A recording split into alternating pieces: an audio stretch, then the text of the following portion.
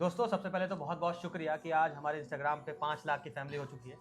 और 5 लाख से पहले एक बहुत इंटरेस्टिंग स्टोरी है मेरे पास कि दीक्षित साहब हमारे एनआईटीएन, इनसे जब मैंने पूछा था जनवरी में कि यार दीक्षित क्या लगता है कि क्या कभी हम 5 लाख या 1 मिलियन क्रॉस कर पाएंगे, तो दीक्षित साहब ने कहा था यार 5 लाख तो हो जाएंगे, क्योंकि 5 लाख ठीक है, मई जून जुलाई या अगस्त में हो जाएंगे 5 लाख, मगर 1 मिलियन 10 लाख लोग इस कंटेंट को देखें ये थोड़ा मुश्किल है। तो इनसे जानना चाहूँगा पहली बात कि क्या लग रहा है, मिलियन होंगे? मिलियन होंगे इंशाल्लाह, ज़रूर होंगे, बहुत जल्द होंगे।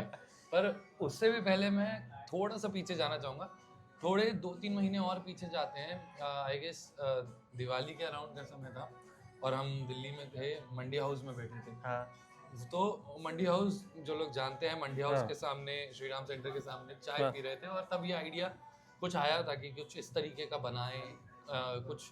तो वहाँ से, वो चाय की टपरी से वो कंसीव हुआ था। और अब मोस्टली हम कॉफ़ी शॉप्स में ऐसे बनाते हैं। तो चाय से कॉफ़ी का सफ़र कैसा लगा? थोड़ा अमीर सा फील होता है, लेकिन वो वो है नहीं, है नहीं। हकीकत में नहीं। हम इसलिए कंबूचा करके एक ड्रिंक होती है जो कि प्रोबायोटिक होती है, पेट के लिए अच्छी होती है, लेकिन वो हमारे शूट के लिए अच्छी इसलिए क्योंकि वो पानी जैसी दिखती है। तो हम एक गिलास लेते हैं कंबूचा का, उसमें डालते हैं और बाकी पानी मिलाते रहते हैं ताकि 4-5 घंटे चलता रहे।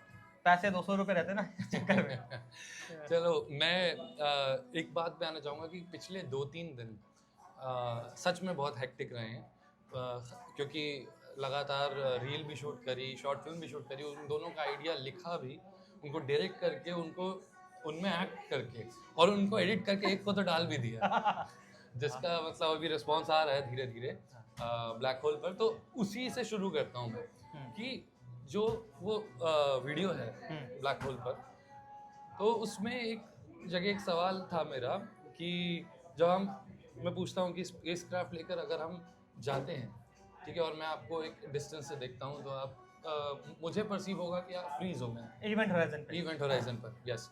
बट एक्चुअल में आपने बोला कि वो फ्रीज नहीं होता, ठीक है।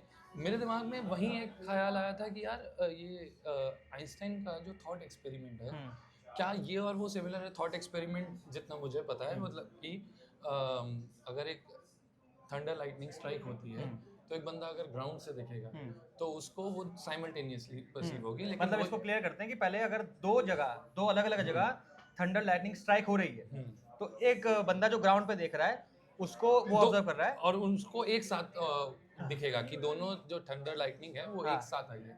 पर वहीं अगर मैं वही चीज ट्रेन में बैठ के देखूं, तो मुझे वो पहली वाली पहले दिखाई देगी और पीछे वाली बाद में दिखाई देगी। ये is this related to that thing, या फिर दोनों के बीच का क्या डिफरेंस है उस पर थोड़ा सा? सबसे पहली बात तो ये दोनों चीज अलग है। आइंस्टाइन ने जब ये थॉट एक्सपेरिमेंट किया तो वो उस थॉट एक्सपेरिमेंट ने थ्योरी ऑफ रिलेटिविटी और उसके बाद जनरल थ्योरी ऑफ रिलेटिविटी में कंट्रीब्यूशन कैसे रहा कि उसको ये जब थॉट एक्सपेरिमेंट आया, एक्चुअली थॉट एक्सपेरिमेंट ये प्रूव करता है कि साइमल्टेनियस इवेंट जो है वो अलग है दो ऑब्जर्वर्स के लिए। एक ऑब्जर्वर इनर्शियल फ्रेम है दोनों कि ट्रेन भी जो है वो कांस्टेंट स्पीड से मूव कर रही है, वो भी इनर्शियल फ्रेम में है। इनर्शियल फ्रेम मतलब ऐसा होता है कि ऐसा फ्रेम जहां पर कोई एक्सेलरेशन फील ना हो, मतलब तुम डिफरेंस बता ना पाओ कि यार मैं मूव कर रहा हूँ या मैं स्टेशनरी हूँ, उसको कहते हैं इनर्शियल फ्रेम। तो जब उसने ये थॉट एक्सपेरिमेंट किया, उसने सोचा कि अगर मैं ट्रेन से दो उन थंडर लाइटनिंग को देखूं, तो मैं जिस डायरेक्शन में ट्रेन मूव कर रही है उस लाइटनिंग को पहले परसीव कर लूंगा और जो पीछे है उसको बाद में परसीव करूँ, क्योंकि मैं पहली वाली थंडर लाइटनिंग के डायरेक्शन में मूव कर रहा हूँ। ठीक है, तो उससे उसने ये सोचा यार साइमल्टेनियस इवेंट, मेरे लिए अगर कोई साइमल्टेनियस इवेंट है जो कि मैं ग्राउंड पे हूँ, जरूरी नहीं है कि वही साइमल्टेनियस इवेंट किसी और के लिए भी हो। मतलब उसने ये बुनियाद रख दी उस थॉट एक्सपेरिमेंट ने कि साइमल्टेनियस इवेंट्स भी रिलेटिव है। दुनिया में ऐसा नहीं है कि जो चीज मेरे रिस्पेक्ट में हो रही है वही किसी और रिस्पेक्ट में भी हो, किसी और पर्सन के रिस्पेक्ट में हो। यहाँ पे की पॉइंट क्या था, इनर्शियल फ्रेम। कि इनर्शियल फ्रेम कहता है कि यार तुम बता नहीं सकते कि तुम मूव कर रहे हो कि नहीं। तो जो बंदा ग्राउंड पे बैठा है उसको पता है वो मूव नहीं कर रहा, और जो ट्रेन में कांस्टेंट स्पीड से मूव कर रहा है उसको भी नहीं पता कि वो मूव कर रहा है। अगर मैं ट्रेन के सारे दरवाजे बंद कर दूं और मतलब सारे पर्दे लगा दूं, सब लगा दूं, तो वो लगेगा कि मैं तो आराम से बैठा हूँ। उसको कहते हैं इनर्शियल फ्रेम। ओके। तो दोनों इनर्शियल फ्रेम में भी डिफरेंस आ रहा है साइमल्टेनियस इवेंट्स का। उसने बुनियाद रखी कि यार सब चीज कुछ भी चीज एब्सोल्यूट नहीं है, अच्छा। रिलेटिव है। जिसके बाद उसने ऐड ऑन किया था कि सिर्फ इकलौती एक चीज एब्सोल्यूट है, जिसको कहते हैं स्पीड ऑफ लाइट। तो स्पीड ऑफ लाइट एक एब्सोल्यूट चीज है, बाकी कोई भी इवेंट, कोई भी चीज एब्सोल्यूट नहीं हो सकती। उसके बाद उसने बुनियाद चालू की और उसने कंसेप्ट चालू करा कि क्या टाइम रिलेटिव है, क्या स्पेस रिलेटिव है। यहाँ से उस चीज की बुनियाद पड़ी। तो ये एक्सपेरिमेंट और जनरल थ्योरी ऑफ रिलेटिविटी, जब जहाँ मैं बात कर रहा हूँ इवेंट होराइजन पर कोई स्पेस क्राफ्ट, जो हमारी रील में भी बात हुई है कि अगर कोई बंदा स्पेस क्राफ्ट लेके इवेंट होराइजन क्रॉस करने जाता है, तो एक दूर का बंदा जो उसको ऑब्जर्व कर रहा है, उसको ऐसा परसीव होगा कि वो फ्रीज हो गया है। ये चीज और उसमें चीज में अंतर है। अच्छा। ठीक है, तो ये दोनों चीज अलग और है। इसी से मुझे दोनों दो शब्दों से मुझे एक और कहानी याद आ गई उसी रील की, कि बोला जैसे कि एब्सोल्यूट है, वो वैल्यू एब्सोल्यूट है, वैसे ही एक वैल्यू बहुत खास है साइंस की जो एब्सोल्यूट है, जो मेरी बहुत प्रिय थी जब मैं पढ़ता था, जी की पावर 9.8। हाँ, ठीक है, वो भी, और वो कैपिटल जी 6.67 10 के बाद -11। और वो न्यूटन ने दी। हाँ और न्यूटन ने ही इनर्शिया बॉडी एट रेस्ट, हाँ इनर्शिया का भी लॉ दिया। वहीं से क्योंकि ग्रेविटी की बात आई और हमारे रील में भी ग्रेविटी की बात आई, तो मैंने यही सुना था कि वहाँ पे ग्रेविटेशनल फोर्स ज़्यादा होती है इवेंट होराइजन पर। हाँ पर आपने बताया कि लाइट जो है उससे फिर भी एस्केप कर जानी चाहिए, पर वो नहीं करती। तो इसके पीछे क्योंकि स्पेस टाइम कर्वेचर हाँ। एक और एक्सेस बनाया था, हाँ। तो वो थोड़ा सा और मतलब, क्योंकि क्या है ना, रील में इतना सा मिलता है, हाँ। तो हम थोड़ा ज्यादा जान पाएंगे तो बढ़िया। बिल्कुल बिल्कुल। अभी सबसे पहले बात आता हूँ, देखो मैंने वहाँ पे एक पॉइंट बोला जिसको अभी एलेबोरेट कर सकते हैं, और ये आप सब तक पहुँचाना चाह रहा हूँ। अगर न्यूटन के हिसाब से देखा जाए तो ग्रेविटी एक फोर्स है। ध्यान समझना इसको, ग्रेविटी एक फोर्स है। आइंस्टाइन के हिसाब से ग्रेविटी कोई फोर्स नहीं है, ग्रेविटी स्पेस टाइम का कर्वेचर है। तो अगर न्यूटन सही होते तो ग्रेविटी अगर एक फोर्स है तो फोर्स सिर्फ मास वाले ऑब्जेक्ट पे लगता। लाइट का फोटॉन्स का रेस्ट मास 0 होता है, तो ग्रेविटेशनल फोर्स फोटॉन्स पे लग नहीं सकता था। तो इसका मतलब वो आराम से बाहर आ जाती। ये जो एक्सपेरिमेंट, ये जो मैंने एग्जांपल दिया न्यूटन के बारे में बता के कि भैया रेस्ट मास 0 है, वो इस बात को साबित करना चाह रहा था बेसिकली कि ग्रेविटी कोई फोर्स नहीं है। ग्रेविटी फोर्स है ही नहीं, ग्रेविटी स्पेस टाइम का कर्वेचर है। ओके। इससे उसी बात पे मैं आता हूँ कि वो बंदा फ्रीज क्यों दिखता है इवेंट होराइजन पे, कि ग्रेविटी जब वहाँ पे ग्रेविटेशनल फोर्स इतनी स्ट्रांग होती है कि स्पेस टाइम को बहुत खींच देती है। तो मान लो मैं स्पेस क्राफ्ट लेके इवेंट होराइजन क्रॉस कर रहा हूँ, तो इवेंट होराइजन पे स्पेस टाइम कर्वेचर बहुत खींचा हुआ है। एक मान लो एग्जांपल लो कि एक कुएं की तरह है, इवेंट होराइजन क्या है ना, कुएं का एकदम बाउंड्री है। तो अब लाइट को ना उस बाउंड्री से बाहर आने में और दूर के ऑब्जर्वर तक पहुंचने में लगेगा बहुत ज्यादा टाइम। तो जो इतना बहुत ज्यादा टाइम लग रहा है, तो बंदा देखेगा यार बहुत सालों तक वो बंदा मुझे वही फ्रीज दिख रहा है, जबकि वहां टाइम नहीं रुका, बस लाइट तुम तक देर तक पहुंच रही है। अच्छा। और ये पैराडॉक्स कैसे सॉल्व हो जाता है कि यार देखो, ये इसको भी एक कहते हैं पैराडॉक्स, कि यार देखो इवेंट होराइजन पर मुझे लग रहा है वो बंदा रुक गया है और वो बंदा क्रॉस कर गया है। तो ये पैराडॉक्स कैसे सॉल्व हुआ, ये बता के इवेंचुअली वो बंदा फेड आउट हो जाएगा जो इवेंट होराइजन पे है किसी दूर के ऑब्जर्वर के लिए। वो फेड आउट कैसे होगा कि लाइट जो है, मतलब ग्रेविटी जो है, वो लाइट को इतना खींचेगी कि उसकी वेवलेंथ बढ़ जाएगी। और हमें पता है कि हमारी जो विजन है वो एक स्पेसिफिक रीजन की इलेक्ट्रोमैग्नेटिक वेव्स को देख सकती है। राइट। और जैसे ही वेवलेंथ बढ़ जाएगी, रेड लाइट को क्रॉस कर जाएगी, तो हम पहुंचेंगे इंफ्रारेड पे। इंफ्रारेड क्या हम देख पाते हैं? हम नहीं देख पाते। इवेंचुअली लाइट खिंचते जाएगी, हम देखना बंद कर देंगे, तो हमारे लिए फेड आउट हो जाएगा। तो दोनों ही चीज प्रूव हो गई।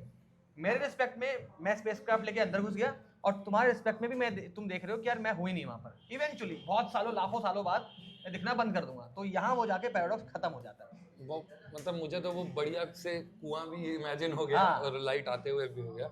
और क्या हम थोड़ा सा स्पॉइलर पे बात कर सकते हैं वो जो शॉर्ट फिल्म की? अगर बिल्कुल। तो स्पॉइलर तो खैर इतना नहीं, लेकिन इन्होंने एक शॉर्ट फिल्म लिखी है जो जल्दी आएगी, और उस शॉर्ट फिल्म की सबसे बेहतरीन बात क्या है कि तीन साइंटिस्ट पहली बार, क्योंकि मैंने नहीं पढ़ा कि 3 साइंटिस्ट कभी इकट्ठा हुए थे, हुए भी नहीं थे, और साइंटिस्ट के नाम भी बता ही सकते हैं। हाँ बिल्कुल। हाँ, तो नील बोर, आइंस्टाइन और श्रोडिंगर, ये तीनों इकट्ठा होते हैं और ये एक चर्चा कर रहे हैं। हाँ तो वो आइडिया कहाँ से आया कि जो एक फिक्शनल वर्ल्ड क्रिएट करने का, कि 3 साइंटिस्ट एक जगह इकट्ठा हुए हैं और उनके बीच में एक बातचीत होगी, बहस होगी, जिसके आगे बात करेंगे। बेहतरीन बेहतरीन आइडिया लिखने का। और ये रीज़न इसलिए आया कि जब मैं पढ़ रहा था पर्सपेक्टिव, हुआ कि तीनों जो लोग हैं वो तीनों के पर्सपेक्टिव एक कॉमन पॉइंट को लेके बिल्कुल अलग हो गए थे। अभी देखो कितनी आयरनी है कि आइंस्टाइन ने जब फोटो इलेक्ट्रिक इफेक्ट समझाया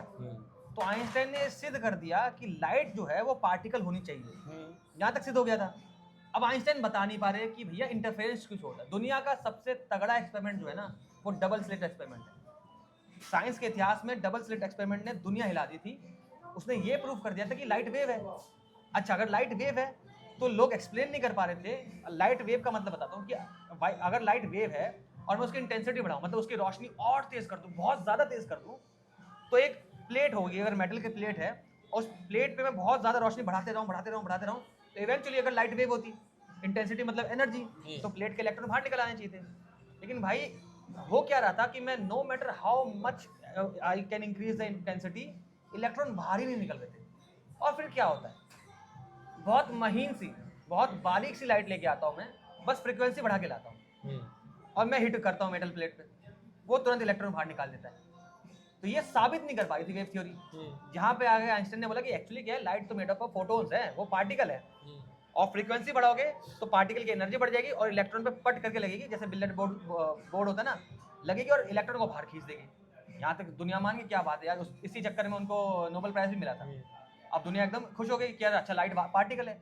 अब आइंस्टाइन भाई फंस गए कि अगर पार्टिकल है तो भैया इंटरफेरेंस पैटर्न कैसे शो कर रही है। तो उसके लिए उन्होंने एक चीज दी जिसको हम कहते हैं घोस्ट इक्वेशंस। जिसमें डायलॉग बुलवाया आपसे, आप डायलॉग क्या बताओ थोड़ा कि क्या है।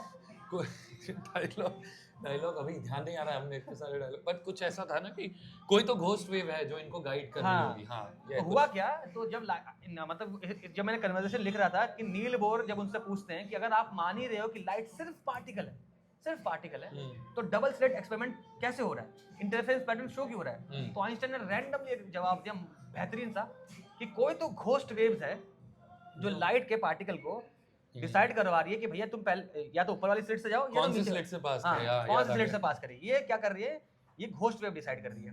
तो वो बोलता है अरे वाह बहुत अच्छी चीज है। तो जैसे ही वो घोस्ट वेव की बात करते हैं तो पीछे से आते हैं श्रोडिंगर। अब श्रोडिंगर क्या बिलीव करते थे, इस बात को ध्यान समझना। जब आइंस्टाइन ने बोल दिया कि भैया लाइट तो पार्टिकल है, इवेंचुअली आइंस्टाइन मान गया था कि यार लाइट पार्टिकल और वेव दोनों बिहेवियर शो कर रही है। तो हमने बोला कि लाइट का डुअल नेचर है। सॉरी काटना चाहूंगा, पर श्रोडिंगर का भी बता देंगे, आइंस्टाइन का भी बता दिया, फिर मूवी ज्यादा वो तो नहीं हो जाएगी। अरे ये तो बात सही है। हाँ। नहीं चलो पॉइंट ऑफ व्यू के ऊपर बात पॉइंट ऑफ व्यू के बारे में मैं बहुत मेरे अंडरस्टैंडिंग के हिसाब से एज एन एक्टर क्या मुझे समझा, जब वो स्क्रिप्ट मेरे पास आई, बहुत सारी चीज़ें थी जो सुनी थी, बहुत सारी चीज़ें थी जो नई थी, पर एज एन एक्टर जब आपको प्ले करना है तो आपको उसके साथ जस्टिस करना पड़ेगा जो स्क्रिप्ट आपको मिली है। सबसे बेहतरीन बात जो मुझे लगी, क्योंकि हमारे जो श्रोडिंगर साहब थे वो तो साइंस बैकग्राउंड से थे नहीं, अच्छा जो एक्टर था, एक्टर सॉरी सर, श्रोडिंगर साहब थे, श्रोडिंगर साहब जो एक्टर जिन्होंने प्ले किया वो नहीं थे। तो उनको थोड़ी जद्दोजहद हो रही थी कि कैसे समझा जाए, पर उनको समझाते एक बहुत अच्छा पॉइंट ऑफ व्यू मुझे मिला कि वो 3 कैरेक्टर्स कुछ नहीं है, और कितनी खूबसूरती है स्क्रिप्ट की।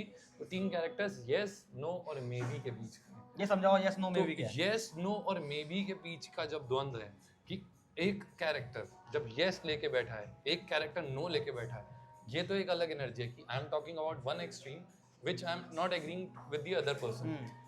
तो ये अच्छा है। लेकिन जब मे बी आता है एक सिचुएशन में कि हाँ मैं थोड़ा सा यहाँ भी हूँ, मैं थोड़ा सा यहाँ भी हूँ, पर मैं नो की तरफ ज़्यादा हूँ, क्योंकि मैंने एक डिस्कवरी करी है श्रोडिंगर साहब और कि डिस्ट्रीब्यूटेड वेव फॉर्म में है, तो उन्होंने लाई थी, पर आइंस्टाइन थे कि नहीं पार्टिकल ही है, और नील जानना ही नहीं चाह रहे थे कि मैं इतने से ही खुश हूँ जितना है।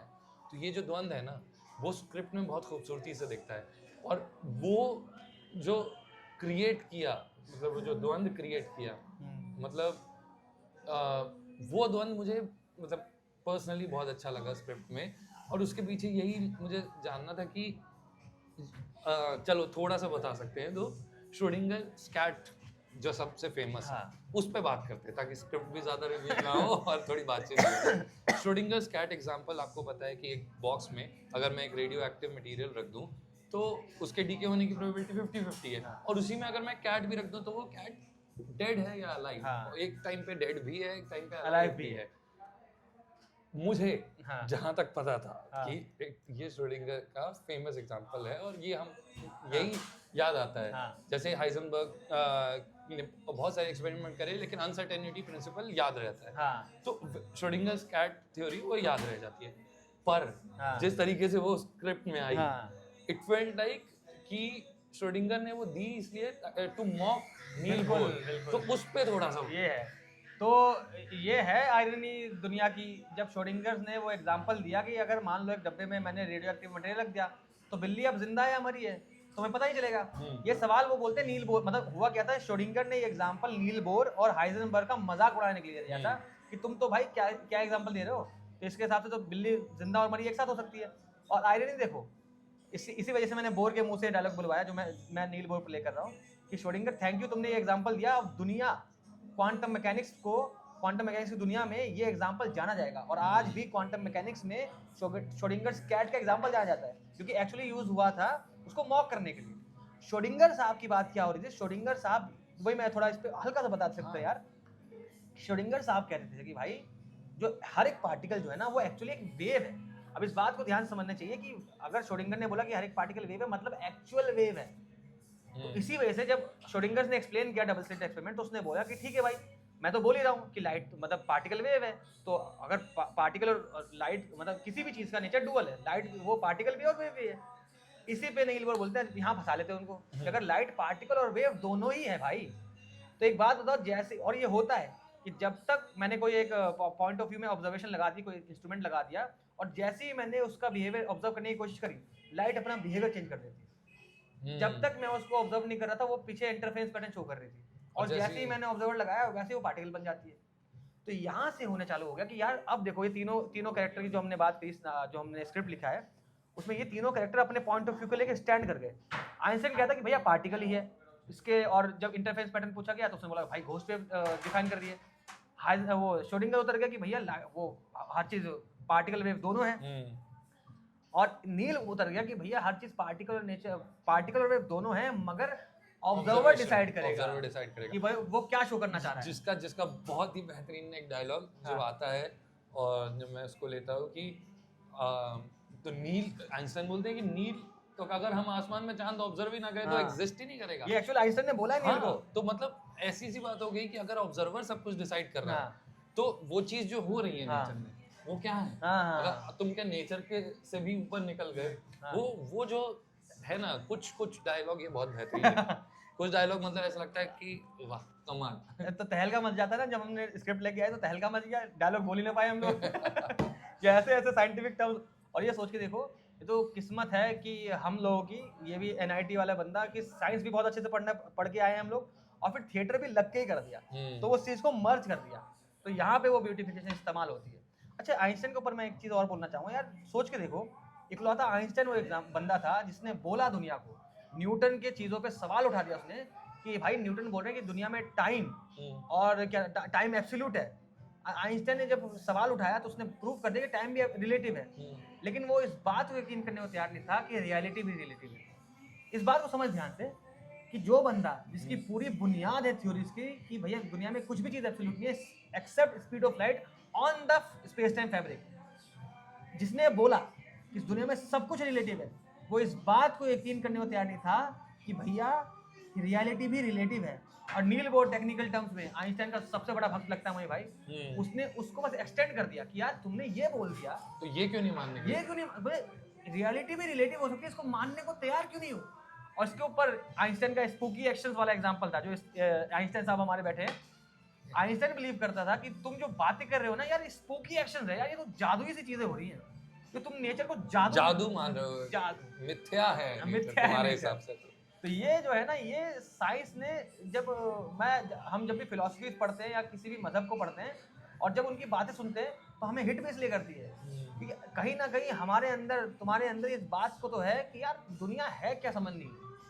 और यही सवाल अब आइंस्टाइन अड़ गए थे एक पॉइंट पे कि मैं तो बोलता हूँ दुनिया सच है, दुनिया एब्सोल्यूट है। जिस इंसान ने दुनिया को ये साबित किया कि सब कुछ रिलेटिव है, वो इंसान यहाँ पे आके अटक गया। काफी कमाल की बात है ये भी। और एक चीज और आई जो मेरे जहन में कि चलो उससे पहले ये बता दो हाँ। कि 3 साइंटिस्ट लिखे गए, हाँ। ठीक है, और तीनों के साथ जस्टिस भी किया गया स्क्रिप्ट में कि तीनों लग का तो रहा है जस्टिस के मतलब मैं तो स्क्रिप्ट देख के मुझे लगता है कि आप जब देखेंगे शॉर्ट फिल्म तो आप बताएंगे कि हमने कितना जस्टिस किया उनके साथ, बट स्क्रिप्ट के लेवल पे और जितनी इंफॉर्मेशन के लेवल पे बहुत जस्टिस हुआ उनके साथ। हाँ। ठीक है, बाकी एक्टर्स ने कितना जस्टिस किया वो तो आपके ऊपर है। पर सवाल ये है मेरा कि 3 जो साइंटिस्ट लिए गए, हाँ। कुछ तो एक तो कोई तो होगा फेवरेट। भाई देखो तुम समझ ही गए होगे यार, देखो मैं बताता हूँ। मेरे दिल के सबसे करीब जो किरदार है वो यही करता है, अरे एल्बर्ट आइंस्टाइन। किरदार नहीं, मतलब आप साइंटिस्ट बताओ। हाँ, तो मैं नील बोर के साथ चलता हूँ नील ना। मैं पसंद आइंस्टाइन है क्योंकि देखो हुआ क्या ना, नील बोर का भी वही सवाल था यार। आइंस्टाइन तुमने बुनियाद रखी थी क्वांटम मैकेनिक्स की, आइंस्टाइन ने बुनियाद रखी थी क्वांटम मैकेनिक्स की, श्रोडिंगर ने उसको और एनहेंस किया था वेव फंक्शन की थ्योरी देके। और जब बस उस थ्योरी को उठा के नील बोर चलना चाहे आगे तो वो लोग पीछे हट गए। मैंने एक पोएटिक सा डायलॉग बुलवाया था कि यार, मतलब ये डायलॉग भी ऐसा है कि यार आइंस्टाइन के हिसाब से नील जो चीजें कर रहा था वो एक हवा के कैनवास पे पेंटिंग बना रहा था। और नील कहता है कि यार हवा, जब तुम लोगों ने इस चीज को जन्म दिया और आज ये थ्योरी अगर तुम्हारा दिमाग लग जाए इस पे, ये टेक्निकली आइंस्टाइन का थॉट एक्सपेरिमेंट दुनिया, मतलब उसकी ब्रेन का मैच ही नहीं है। वो जब ये सोच गया कि यार स्पेस मुड़ा हुआ है, यार मैं समझ नहीं पाता, हम लोग समझ नहीं पाते, हमें 2D वाला एग्जांपल देना पड़ता है। वो पुराना था कि चादर पे मैंने वो ऑब्जेक्ट रख दिया, उसने सोचा था वो। तो अगर नील बोर के साथ वो लग जाता तो आज दुनिया की इमेज जो है और आज दुनिया में साइंस की जो तरक्की है वो अलग लेवल पे पहुंच सकती थी। तो मेरे करीब नील बोर क्यों है कि नील बोर डरा नहीं। वो बोला कि भाई मैं नेचर जो है ना, मैं उस पर कोई बाउंडेशन नहीं लगा रहा, मैं नेचर के सामने झुकता हूँ। नेचर जो चीज़ शो कर रही है मैं उसी को अपनाने को तैयार हूँ। आइंस्टाइन और श्रोडिंगर अड़ गए कि नहीं भाई, हम तो प्रूव करके रहेंगे कि नेचर रियल ही है। अब जब रियल होने नहीं चाह रहा नेचर, वही क्वांटम मैकेनिक्स सारी बात है और आज प्रूव हो रही है। और फेमस आइंस्टाइन है। पर इसी से मुझे बहुत, जिन्होंने पिछली वीडियो देखी होगी, मुझे लगता है कि मोहन राकेश मेरे जहन में बस गए हैं। तो यहीं पे बनाई थी तो उसमें मोहन राकेश के कुछ जिक्र था, वैसे ही यहाँ पे आइंस्टाइन और बोर का जैसे आपने बताया, तो वैसा सा सुन के वैसा ही लगा। आषाढ़ का एक दिन किसी ने कमेंट भी किया था, तो क्या नील एक असफल कालिदास है और वो एक सफल विलोम। इससे पहले बताओ कि क्या है आषाढ़ का एक दिन एक नाटक है कालिदास के जीवन पे, और उसमें 2 कैरेक्टर हैं कालिदास के। कैरेक्टर्स काफी हैं लेकिन जो जिनके बीच का कॉन्फ्लिक्ट है, द्वंद्व है, तो कालिदास हैं। कालिदास को आप जानते हैं, मतलब इंडियन हिस्ट्री का सबसे ब्रिलियंट पोएट। और उन्होंने लिखा, उनका मतलब उनकी एक स्टैंड पॉइंट था। और जब तक वो कालिदास द कालिदास नहीं बने थे, तो वो जब रह रहे थे और उनको उनकी प्रेमिका मल्लिका का जिक्र है, तो वैसे ही एक विलोम करके उसी जगह पे रहते हैं। और विलोम का कालिदास से जाने से पहले जब वो जैनी जाना चाह रहे होते हैं, बस इतना से कहते हैं, विलोम क्या है, एक असफल कालिदास, और कालिदास क्या है, एक सफल विलोम। वाह, तो क्या नील बोर भी यार मैं लग तो रहा है क्योंकि बातों से मुझे पूरा लग रहा है कि एक क्या बोलते हैं, असफल आइंस्टाइन हो गए। बिल्कुल यार, क्योंकि देखो नील बोर ने, अगर सॉरी मतलब वो असफल नहीं है, आप ऐसे नहीं, मतलब आप उसके बीच की पोएट्री समझिए। वो पोएटिक बात है यार। आप सोच के देखो कि नील बोर इकलौता खड़ा था हाइजेनबर्ग के साथ जब उसने कोपेनहेगन इंटरप्रिटेशन बना दी कि reality is not locally real, observation changes result. वो बंदा अकेला लेके चल गया उस जर्नी को। नील बोर में वो दम था उस समय कि आइंस्टाइन पे सवाल उठा सके। बिल्कुल, क्योंकि हुआ क्या था, मैं इससे पहले एक स्टोरी बताता हूँ। न्यूटन पे कोई सवाल नहीं उठाता था। मैं आपको एक कहानी बताता हूँ न्यूटन के ऊपर, कि न्यूटन ने जब साउंड का फॉर्मूला दिया था कि साउंड की अगर तुम्हें जानना है साउंड को, तो उसने एक फॉर्मूला दिया। जब उस फॉर्मूले को हमने एयर के ऊपर अप्लाई किया तो speed of sound in air से जब उसके फॉर्मूले से जब हम स्पीड कैलकुलेट कर रहे थे तो गलत आ रही थी। अच्छा। और पीछे लॉरेंस बैठे थे, तो लॉरेंस को पता था गलती क्या कर रहा है वो, लेकिन वो उठा नहीं पाए सवाल कि भैया तुम जो न्यूटन जो है ना, तुम गलती फॉर्मूला दे रहे हो। तो न्यूटन इतना बड़ा साइंटिस्ट हुआ था कि जब लोग एक्सपेरिमेंटल प्रूफ करते थे तो न्यूटन के आगे बोलते हैं कि यार न्यूटन साहब गलत आ रही है वैल्यू, तो जो मतलब आपने जो फॉर्मूला दिया है और जो एक्चुअल वैल्यू है तो गलत है। तो न्यूटन बोलते थे भाई तुम्हारे एक्सपेरिमेंटल सेटअप में गलती है, मेरे में नहीं है। न्यूटन के गुजरने के बाद लॉरेंस ने बताया कि देखो भाई बात ये हो रही थी कि ये गलती थी उनसे।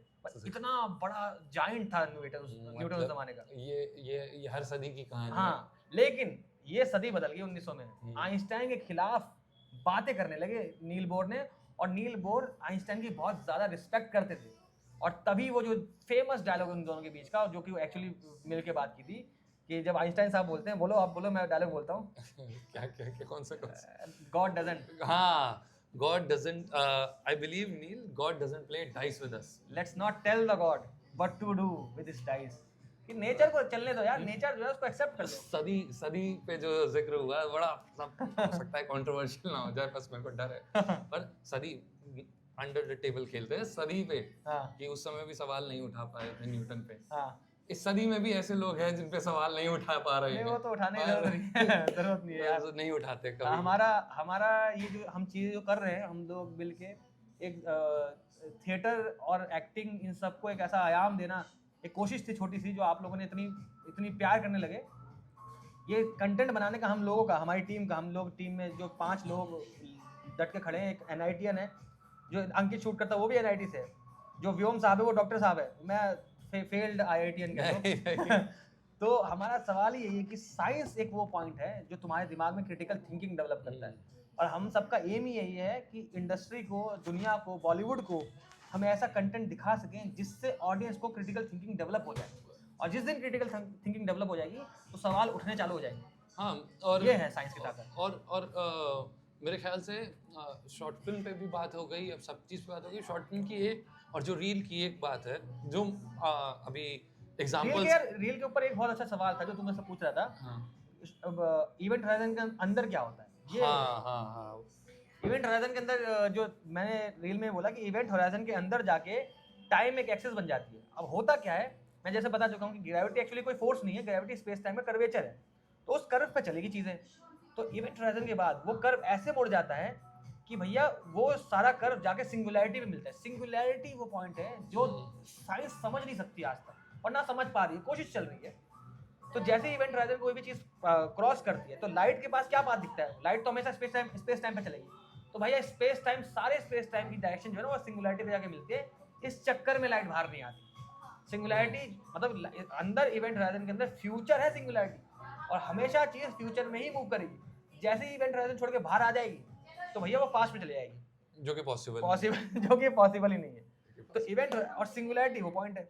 और एक रील में हम बात करेंगे, जब बनाऊंगा कि सिंगुलैरिटी एक्चुअली में देखा जाए तो शायद दुनिया को तबाह करने वाली चीज है, जिस और दुनिया को बचाने के लिए इस नेचर ने उसके अराउंड कवरिंग लगा दी है, जिसको कहते हैं इवेंट होराइजन। तो सिंगुलैरिटी से कोई भी चीज निकल के आए, और क्या निकल गया पता नहीं, लेकिन इवेंट होराइजन ने बोल दिया बेटा जो भी निकल के आ रहा है वापस जा, कि अंदर जाओगे तुम। ये है इवेंट होराइजन की ताकत मेरे ख्याल से। अब बस मुझे एक आखिरी सवाल पूछना है, जो इस सब पे है, मतलब रील पे भी है, शॉर्ट फिल्म पे भी है, स्क्रिप्ट के बाद की जो बात होती है उस पे, जिससे मुझे बढ़िया एक और राइटर याद आ गया, एंटन चेखव। तो चेखव्स गन करके बहुत फेमस है कि वो एक ऑब्जेक्ट को प्लेस करते हैं। जब आपने एक्सप्लेन किया, कुआं भी दिखाया, प्लेट से फोटॉन्स भी दिखाए, ऐसी डाइस भी दिखाया, किसी कहीं पे आप छुरी कांटा को ऑब्जेक्ट बना देते। तो वो जो ऑब्जेक्ट का और आपका रिलेशन है वो बहुत कमाल, बहुत खूबसूरत रिलेशन है। होता क्या है कि यूजुअली जो है मैं स्क्रिप्ट लिखता हूँ, मैं रात भर पढ़ता हूँ, रिसर्च करता हूँ, बहुत ज़्यादा होता है। हम सब कॉफ़ी शॉप पे मिलते हैं, बैठते हैं, कॉफ़ी शॉप पे बैठने के बाद देखते हैं आसपास क्या चीज़ें पड़ी हैं और जो चीज़ पड़ी होती है वो भैया इंक्लूड हो जाता है। इससे पहले मैं एक रील बनाई थी जिसमें मैंने एक छोटा सा जो हैरी पॉटर दिखता है उसमें कि मैंने बोला कि चलो अपने क्या नाम है, अपने एस्ट्रोनॉमर को भेजते हैं ब्लैक होल के अंदर। और वो पता कैसे हुआ, मैं गया वहाँ पे, मैं देखा यार ये तो तुक्के में सुरेश भाई के पास ना हैरी पॉटर निकल गया था उनके पास किंडर जॉय में। तो मैं कहा यार ये तो आ गया अपने पास। तो ये ऑब्जेक्ट का जो रिलेशन है ना वो वहीं जाके बनता है हमारे पास। अब हम कल की देखो, हमने जब शॉर्ट फिल्म शूट करने गए तो टेक्निकली प्लान ये था कि भैया इनके रूम में करेंगे, घर में करेंगे। तो भैया घर में क्या था, स्पेस थोड़ा छोटा था। मैं सोचा कि चलो बेसमेंट में चलते हैं, बेसमेंट में लाइट हो जाएगी, ठीक है। अब बेसमेंट में जाते जाते एक ऐसे बेसमेंट में पहुंचे जहाँ पे चीजें पड़ी थी बहुत सारी। मैं कहा अब यहीं शूट करेंगे। और जहाँ शूट करेंगे वहीं उसी के अराउंड स्क्रिप्ट हो जाएगी। और उस पे एक बहुत अच्छा डेप्थ में दिखता है, आप जब शॉर्ट फिल्म में हाँ। देखोगे बहुत बहुत कमाल का है, उससे एक हाँ। व्यू बन के आया। और बात तो सही है, ऑब्जेक्ट आ जाता है, ऑब्जेक्ट वहीं मिलता है। अब पर उसमें भी मॉडेस्ट होने की जरूरत नहीं, ऑब्जेक्ट सबको दिखता है, पर वही है, ऑब्जर्वर को दिखता तो है, हाँ। ऑब्जर्वर उस ऑब्जेक्ट को चूज करता है नहीं करता है वो अपने हाँ, ऊपर डिपेंड हाँ, करता है। हाँ, तो हाँ, ये साहब चूज करते हैं उस ऑब्जेक्ट को अरे कि वाह अरे यार। इस ऑब्जेक्ट को चूज करके किसी तरीके से तो इस्तेमाल कर ले। Observation changes result, Results। ये है बात। खैर वही है। खत्म करें हाँ मतलब ये डिस्कशन। आपको पसंद आ रहा हो तो प्लीज सब्सक्राइब करें, सपोर्ट करें हमें। हाँ, और कब आ सकती है एक टेंटेटिव डेट अगर हम बता मेरे दें? हिसाब से मंडे या ट्यूसडे तक डाल दूंगा, वाह, क्योंकि बहुत अराउंड जल्द है ये तो। हाँ, क्योंकि अराउंड उसके अंदर जितना मैं देख पा रहा हूँ उसके अंदर 150 टेक है। उसको एडिट करने में मेरा दिमाग का जो है तेल लग जाएगा। उसके साथ साथ मुझे एक रील शूट करनी है जनाब के साथ, जो मैं थर्सडे डालूंगा। एक की रील एडिट करनी है जो मंडे डालूंगा। ये यूट्यूब पे डल रहा है। और अगर आपने इस शॉर्ट फिल्म को प्यार दिया, अगर वो 1 लाख भी क्रॉस कर गई विद इन 1 महीना 1.5 महीना, तो हर हफ्ते शॉर्ट फिल्म आएगी, ये वादा है। बस आप हमें इतना सपोर्ट करिए कि हमारे पास कुछ भी निकल के नहीं आता इस चीज़ से। हम बहुत कम कोलैब करते हैं, और जब कोलैब करते हैं तो लोग बोलते हैं बिक गए। भाई बिकते नहीं है, पेट पापी पेट का सवाल है यार। तो एनीवेज यूट्यूब पर सपोर्ट करिए, इसको लाइक करिए, सब्सक्राइब करिए, और फैलाइए जितनी फैला सकते हैं बातें, क्योंकि ये जो एक जर्नी है, ये 3-4 लोग हैं जो जो आपकी मदद से, आपके प्यार से ही चल पा रहे हैं। एक विजन देने का कोशिश है हमारी। और और लास्ट सब बस देखते हैं वो शॉर्ट फिल्म पे आपका रिव्यू देखते हैं जो भी है शॉर्ट फिल्म का रिगार्डिंग, और भी कोई सवाल है तो इसमें लिख सकते हैं कमेंट पे, क्योंकि फिर उस पे हम अगली बार चर्चा कर बिल्कुल सकते हैं। डिस्कशन कर सकते हैं। चलें, ये एक जरिया, चलिए धन्यवाद। धन्यवाद।